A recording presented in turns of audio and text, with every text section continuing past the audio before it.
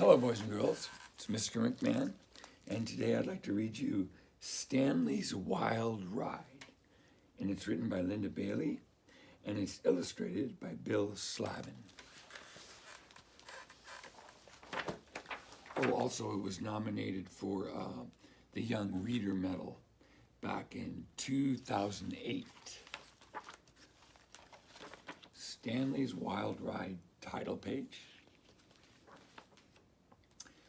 Stanley knew he wasn't supposed to leave the yard, but he'd been stuck in that yard practically his whole life, and it was always the same. Same old bush, same old clothesline, same old fence. Stanley stared at the big blue sky beyond, and he longed with all his heart for something new, something exciting, something more. And one day, sniffing in a corner, he found it, a hole. Just a weensy hole, as big as a bug. But when Stanley scratched, it got bigger. Soon it was as big as a dog's nose.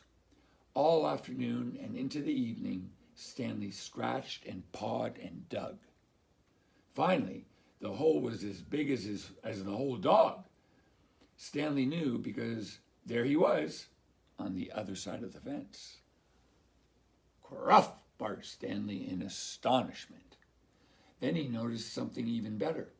There was no leash attached to his collar, and no person at the end of the leash.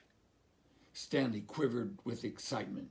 He wondered how far he could run without stopping. He ran all the way to the end of the block. Then he ran back. Then he did it again. Stanley felt like a million dog biscuits. He ran 3 whole blocks without stopping to see his best friend Alice. When Alice saw Stanley running loose, she got very excited. "Just dig a hole," said Stanley in dog talk. "It's easy." Alice tried, but the dirt was too hard.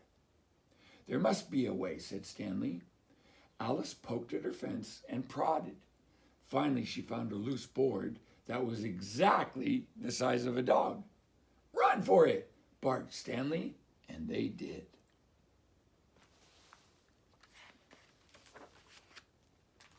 Next came Nutsy. With Alice's help, she broke out in seconds.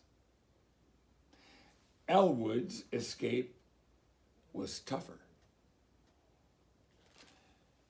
And Gassy Jack almost didn't make it.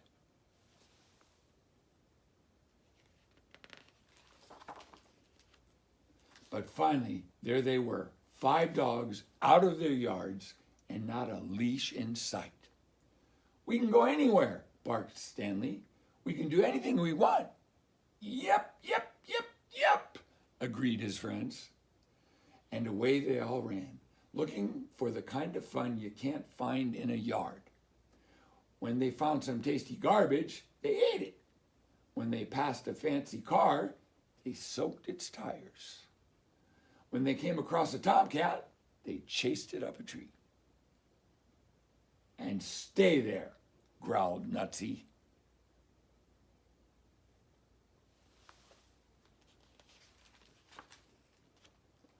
They ran all around the wild side of town.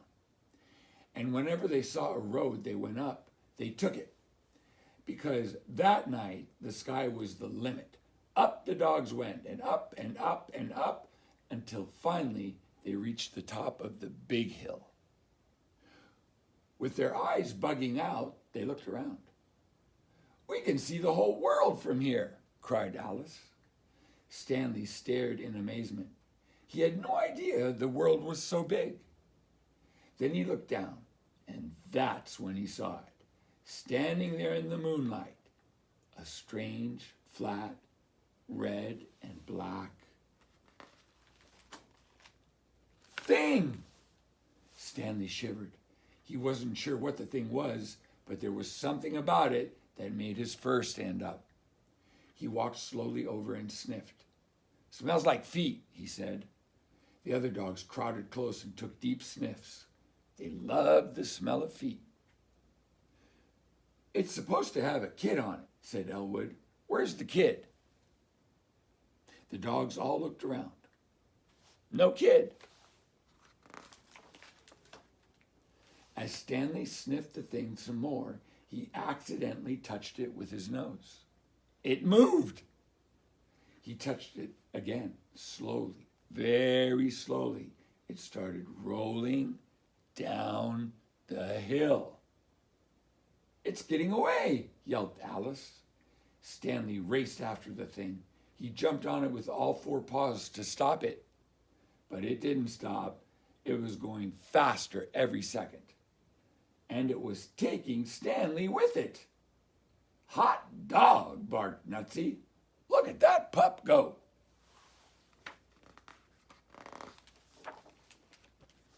Stanley had never gone so fast in all his life. His ears flew back. His fur flattened out. He held on so tight, his paws went white. Go, Stanley, yapped his friends as they raced along behind. Tearing around a bend, Stanley ripped through a tunnel and over a curb. Finally, he glanced back and saw. His friends had found things too. Ow, ow, ow, howled Stanley. Screaming into an intersection, he did a huge circling wheelie, and when he reached the top of the steepest slope in town, his friends were right on his tail. Ow, ow, ow, they howled. With a rumble like thunder, the dogs roared down the hill, faster than a squirrel, faster than a rabbit, faster than any dog ever dreamed of going. Ow, ow, ow! And all over town, dogs woke up and howled right back, and cats yowled, and babies wailed, and lights went on, and people ran out to watch the dogs go by. Even the cars were howling. There was one right behind the dogs. It was black and white and had a light on top. Ew, ew, howled the police car. Ow, ow, ow, howled Stanley as he looked straight ahead at a fence. Ow, went the dogs as they hit the fence. Ow, ow, ow. Well, they didn't hit it that hard, but it must have been a very old fence because it fell right over. And there the dogs were, in Stanley's yard. And there were Stanley's people on the porch wearing their pajamas. Stanley went over to give them a lick. They tasted sleepy. It took a while to sort everything out. Stanley's friends were loaded into the police car to go home. The things with wheels went into the trunk.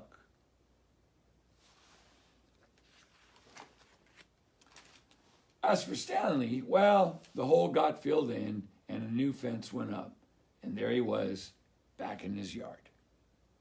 But he didn't mind, not too much. Stanley was dog-tired. Good old clothesline, he thought as he lay around on the lawn. Good old bush. His night out had taught him a lot about the world beyond the fence. How it's big and strange. How it's full of ups and downs. How it can give you the ride of a lifetime. But the most important thing that Stanley learned was this. There is always a way past the fence. And that's Stanley's Wild Ride. Thank you for listening, and I'll see you next time.